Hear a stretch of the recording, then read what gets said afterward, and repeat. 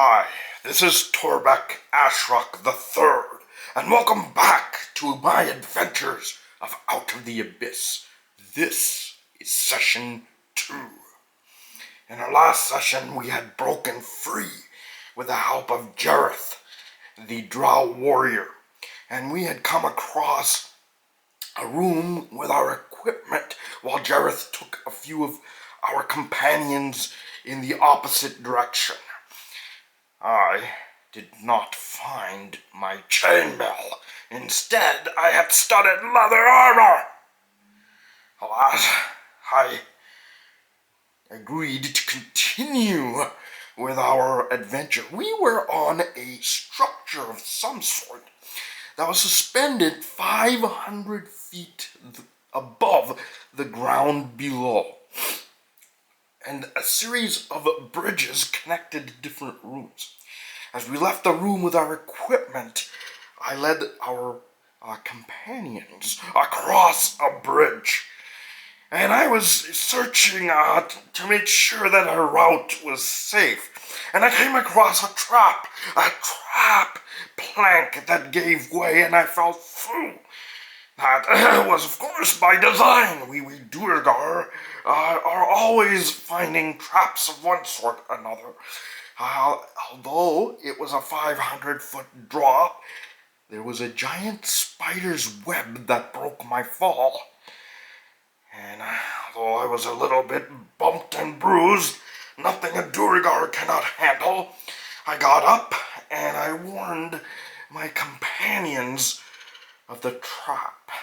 Miniel, the Aasimar, was able to guide the rest of the group across the bridge, and I managed to climb back up.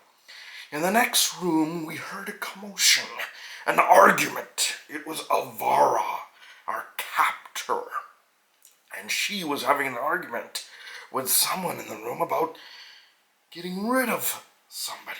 I couldn't make much out of it, but we decided with our experience trying to fight Jareth, the Drow warrior, that we might want to avoid battle for now. So we moved along.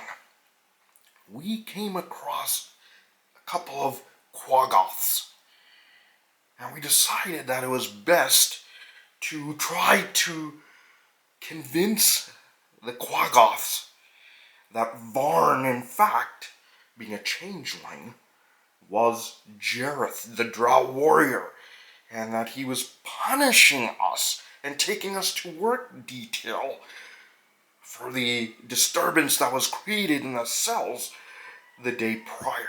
However, they needed some convincing, and also there were quite a number of Drow guard about.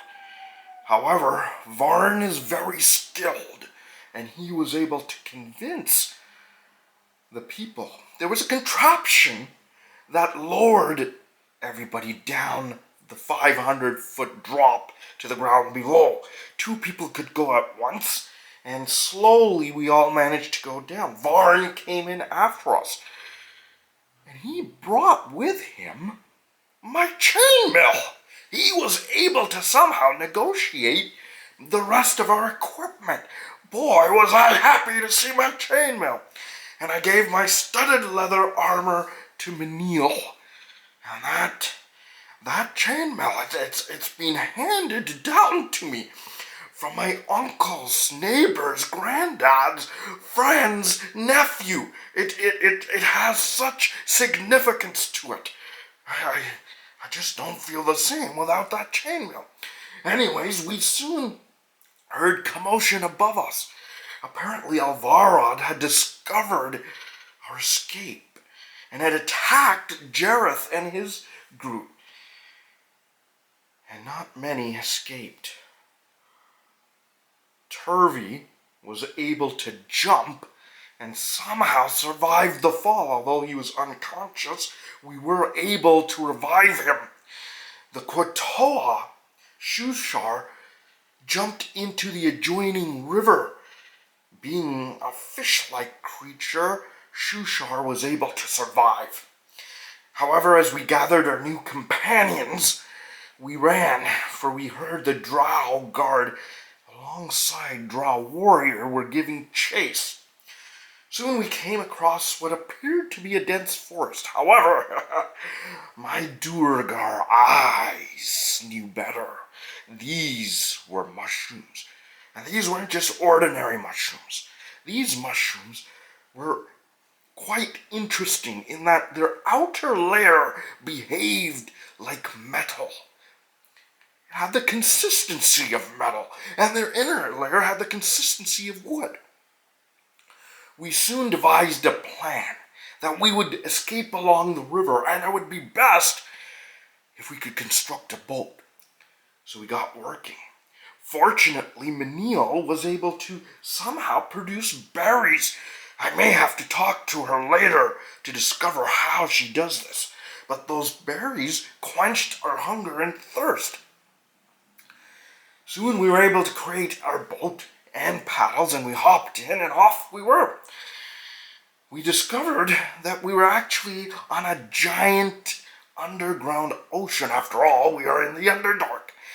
And I might remind you that in the Underdark, there is no light. It is almost perpetual darkness. We decided to go in a direction towards, I believe, Shushar's village, or the village that he comes from. While we were journeying, I decided to learn from Sushar how to be an efficient pilot of a watercraft. Being a watercraft pilot is regarded highly amongst Duergar, so I thought this was time well spent. Miniel continued to create berries for us to help us with our hunger and thirst. Varn observed in the distance pirate ship. And so we decided to try to create a wall with the studded leather armor that Miniel had and my chainmail. Yes, I gave up my chainmail, thinking that I will get it back, for it's only a wall. But I also had torches, and the idea was that we would create this wall, preventing the pirates from seeing the light of the torches that we would use to help warm us. For this lake, or ocean that we were on, was quite frigid. Juho, our Dragonborn companion, had observed a giant rocktopus following us along. We thought nothing of it, and we decided to rest for the night. However, we were awakened by the rocktopus, who was trying to capsize our boat. I used guiding bolt. I took a risk because guiding bolt creates light. But I thought our most immediate danger was dealing with this rocktopus. And I nailed it pretty well. And it was Varn. Varn who stoutly used his rapier and nailed the rocktopus in the eye. But I don't know what happened next. Except my world once again went dark. When I came to, I was told, I believe it was by Juho, that I had been knocked out by the rocktopus. And the rocktopus has, instead of tentacles that a normal octopus might have, it has legs, human legs. And one of its human legs hit me across the head, so I was told, and grabbed me. And I was held by the toes of this rocktopus. I have a hard time believing that. But alas, I am back on my feet, and I used cure wounds on myself. But we were able to talk with this rocktopus, who decided to leave us alone, as it was concerned that we had invaded its territory, and we convinced it. Well, not me, I was still recovering from my injuries, the rest of the group, and I think it was Juho and Varn that were able to convince the Rocktopus that we were actually trying to leave its territory, and we posed no harm. Soon Shushar came across a minefield within the water, and we slowed down. And at this point, I must say, Mincat was doing a fabulous job rowing. We were making quite the headway, and there's absolutely no sign of the Drow search party. Hopefully, we lost them. As we slowed down and navigated the minefield, Shushar informed us that we were in known Kraken territory. Soon, Miniel went blind, Thri became paralyzed, and Juho was overcome with laughing. What was this madness? I have no idea. It was not affecting me or some of the others, but some of our companions seemed to be afflicted by some sort of madness. However, we did make landfall.